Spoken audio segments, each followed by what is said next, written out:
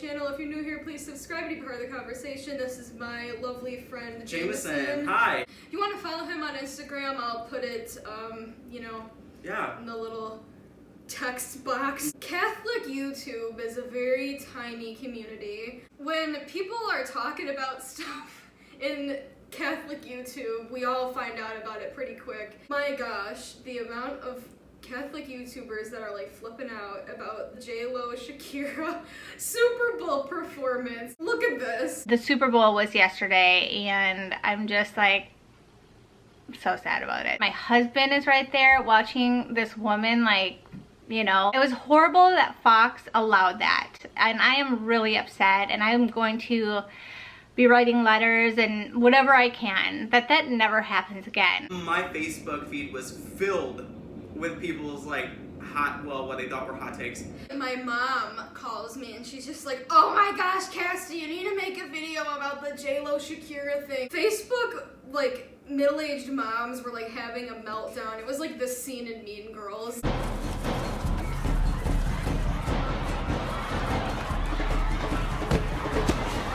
And I'm like, what is going on? And I'm like, Mom, can you pick me up? I'm scared.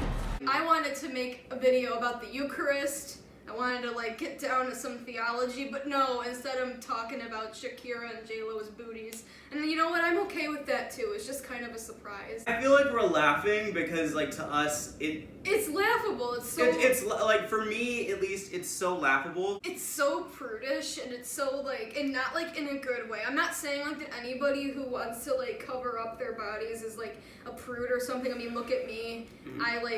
I kind of dress rather conservatively. That's just because that's what I'm comfortable with. I'm for whatever anybody is comfortable with. What I am against is people telling other people that they lose dignity because of something they're wearing that makes them feel confident. Also, just like touching on diet culture and stuff, it's like we're always conditioned to like hate our bodies. The other side of the J-Lo thing was that people were not only like praising her, not only saying she has a right to do that because the performance was good. You do music and I do theater. From a theater and from a music perspective, it was phenomenal. And like I dance and stuff too. Right. Like for me too, it kind of hit like a place that was like personal for me because as a dancer, a lot of times, like I danced for like 13 plus years and I'm actually gonna be in a music video coming up, so I'm excited, but like where I'm gonna be dancing, but I used to always get comments from like weird parents that would be like, oh, you should be covering up, and oh, you should be, that's so, you're sexualizing those kids, and it's like, you need to wear like costumes that like let you move around. Like, that's just dance, that's just the way it is, and it's like it's not weird unless you make it weird. I was saying the other part of the argument, or the debate, it seemed to be coming down to two sides. And one side was right in saying that she has a right to wear what she wants to wear. The performance was just, the theatricality was phenomenal. But there was one thing that I saw on Twitter that I didn't like, and that was setting up a certain body type as the ideal. But I feel like that's a product of our culture. We're so polarized that we jump from one thing to the other. Our society has a lot of women dressed like that, a lot of white women dressed like that. I mean, like, look at the Dallas Cowboy cheerleaders, which I'm cool with it. I think that it's great. I mean, it's like I was on Palms, I've been dancing, like, you know, costumes that show more skin, like, you do you, girl. But at the same time, it's like, I understand, like, the concern of, like, some, like, I heard like some like Catholic wives were like upset because they felt like that they couldn't live up to like the body standard that these like women in their 40s and like 50s, you know, what they had, and it's like they're like, well, I can't live up to that. But at the same time, you worry about you, girl. You need to love yourself. Like, you don't have to look like J-Lo. You don't have to look like Shakira. Just let them be them and like let you be you. And you know what? Like, if you married a good man or a good woman, they should love you for the body that you're in, whether you're thin or you're chubby or you're curvy. Like, whatever your body type is, they should just love you, like, regardless, you know? I wish I listened to my own advice sometimes. I don't, like, listen to my own advice at all, because I struggle with, like, body image stuff as well. There was a lot of racism that was surrounded around this. The pushback that a lot of people were saying, who were maybe a little more on the conservative side of this issue, were saying that, you know, it's not racist for me to want people to cover up, but I think my answer to that would be, if you are not just as scandalized with, like, the cheerleaders, a blonde white woman, you know, then really, I think there is some maybe unconscious bias that you need to think about. To be anti-racist takes work. Because we live in a racist system. Right, and it's also because it's not something you just wake up and say, I am not this anymore. Anti-racism is a discipline. It comes from listening to the voices of people of color. There's a history of women, of non-white women, specifically being sexualized and made to seem exotic, made to seem wild. There's a writer. We will insert her name in the description because I cannot think of it right now. She talks about the fact that women of color are painted as the most desirable, but yet the most depraved, all in one swoop. This is an unjust image. This has deep roots. It does. This has deep and disturbing roots. This is a symptom of a much bigger sickness that we have had in our country for hundreds of years. And we can call it what it is. It's a sin. It's a systematic sin. Like, racism is a systematic sin. It's a sin of the people. It's a sin of the people. The Greek word for repentance is metanoia. It's to change your mind. It's a process. And it's not just saying, oh, I don't have a prejudice. It's also trying to change the way you think. Because we're taught Eurocentric and white ways of thinking about faith, bodies, education, gender identity, literature, anything and everything that we're taught. We're usually taught from a Eurocentric lens. Lens, and you could add a Eurocentric or a European male lens. Yeah, it's like you pay attention to the classic literature and it's always like white men. The Western canon is just dead white men. There are so many other good writers.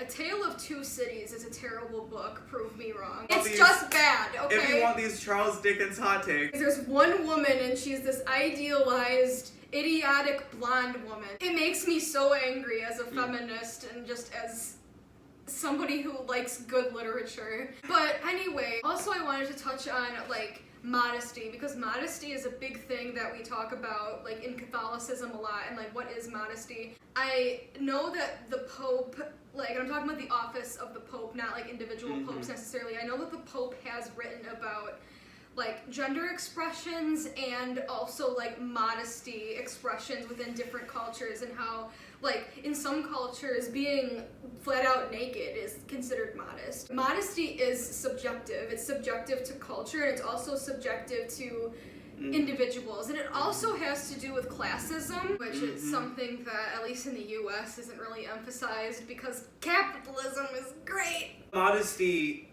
historically has been tied to class. I brought the Bible, 1 Timothy chapter 2. Also that the woman should dress themselves modestly and decently in suitable clothing, not with their hair braided or with gold pearls or expensive clothes, but with good works as is proper. Which makes sense like in his context, because like one of the bigger challenges that the church like had to face when it was coming to be was that it was doing something that had never really been done before, that it was like bringing people of completely different backgrounds and also people of completely different social economic classes together. And it's figuring out like how to get these people to get along and feel comfortable with each other. And that's what like I'll also like hear arguments about, like I guess why having school uniforms actually is a good thing. And here's the thing, it's like I love dressing cute in my opinion. I appreciate aesthetic and I appreciate like expressing myself with like clothes and stuff, but I also like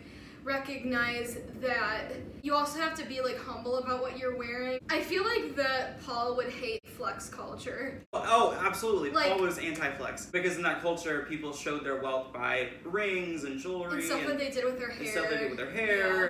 Paul even says, don't wear your rings to like church. it was more addressing classism than like sexual purity. I think that modesty so often is wrapped up in this idea of the body. I mean, because it's stuff that you put on your body or how you're presenting your body, but right. what people have lost is that, at least in the West, I know that in the Middle East, it's still very much a thing about respecting people around you, like the hijab, which I'll talk about this in a video that's going to be coming up where I talk about why I veil sometimes in Mass, but it's like, in other parts of the world, the way you dress, like, it shows your economic status, and it also shows, like, what your feelings are towards like the people around you. Even in like the 1800s and stuff, if like women wore certain jewelry, it would be like sending like little messages to like men in the room like, hey, I like to be kissed on my neck. Clothes have been very symbolic for a long time. Clothes still sort of are, but not in the same way that they used to be. Something I heard growing up, at least from like people who taught me in church,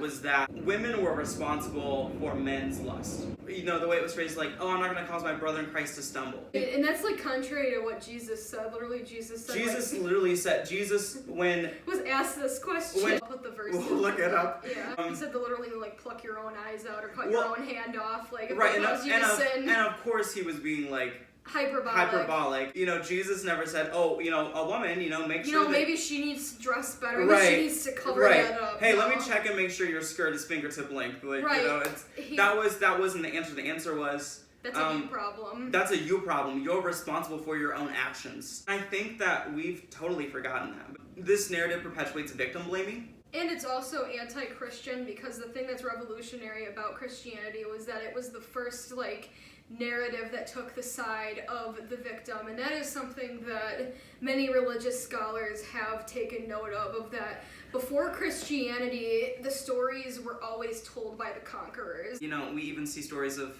God being a God of the oppressed, and a God that cares about the oppressed. I guess I'm saying, like, the Abrahamic God, I guess, is the first God that was, like, shown as taking the side of the oppressed. Right. There was an episode on The Liturgist that talked about this, of how, like, Christianity in particular was revolutionary, like, systematically. Before, like, Christianity, like, took control of, like, the government and stuff, like, the government showed its power by, like, being brutal.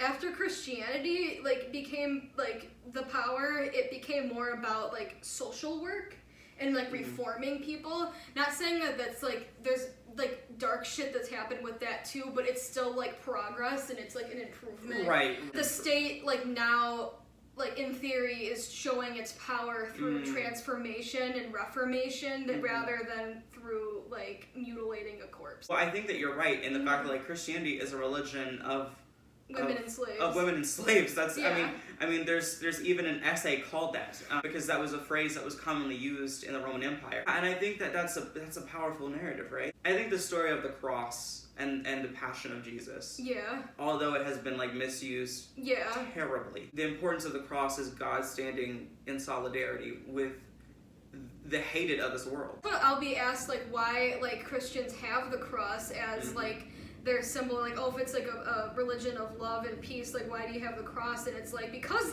the cross was political, honey. Justice is love out loud. Resistance is what love looks like in a fallen world. Like, and we need to remember that we need justice for women, and we need justice for our girls. Our girls deserve better than to be told that they're stumbling blocks. I've seen, like, articles promoted by Catholic women that are saying, like, oh, the J-Lo Shakira show was like telling young girls that their bodies were not sacred. And I'm like, no, Karen, you're telling your daughters that their body is not sacred. I was blessed that actually my Catholic church was actually very like body positive. We didn't have purity culture in my Catholic church, which is surprising to a lot of people, but I was introduced to purity culture through my secular public school, that I would have these women that are in maybe like their upper 30s through like their 40s and 50s be commenting on what 14-year-old me was wearing. Right. I mean, the first time I was sexually assaulted was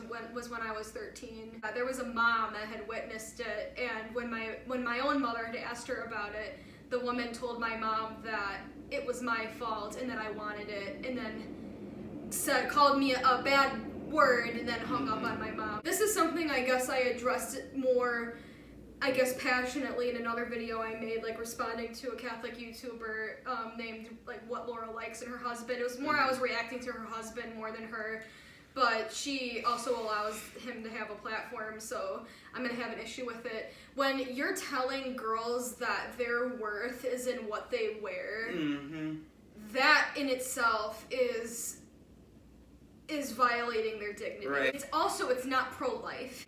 I'm very big on, like, I guess revitalizing, what it means to be pro-life. If you're saying this kind of stuff to girls about their bodies, you're not pro-life. When we tell girls or anyone that their worth is based on how others perceive their body, right? Then that's not life-giving. We are people of resurrection, of life, and purity culture is not life-giving. No, it's life-taking. No. Purity culture is bad for men because it tells men that you are you have desires and they're not controllable. You're some kind of like animal. That narrative has been like particularly like damaging for me. But if you follow the logic, right? If you follow to the conclusion, it says men are driven by like one desire.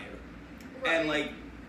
And I would disagree with that, and I would say no, as a person who is made in the image of the living God, my primary desire is to be known and to be loved and to love others. Ultimately, we are all imago Dei, the image of God. This kind of talk about Shakira and J-Lo, and it's not just about them, because the larger conversation really centers around this idea that our bodies are somehow bad. And that's like very heretical too. And it's borderline Gnostic. And I know that we're gonna get a lot of people who are gonna try and quote the theology of the body at us, who are gonna say, no, it's because your body is good that you should weigh and all this kind of stuff. But you can claim that all day, but at the end of the day, it's just not true. At the end of the day, you're still making someone feel like a stumbling block. That's a terrible way to make someone feel. Instead of trying to teach your girls or the women around you that they need to dress a certain way or act a certain way or whatever, why don't you teach your men to behave? And if someone's watching right now, I just want to say one thing, and that is, there is absolutely nothing you can do to make God love you more, and there's absolutely nothing you can do to make God love you less. You are adored. You are absolutely adored by the triune God. If we want to empower girls, we need to empower them to know that no matter what is going on with their body is beautiful, and their body is a part of their identity and a part of who they are.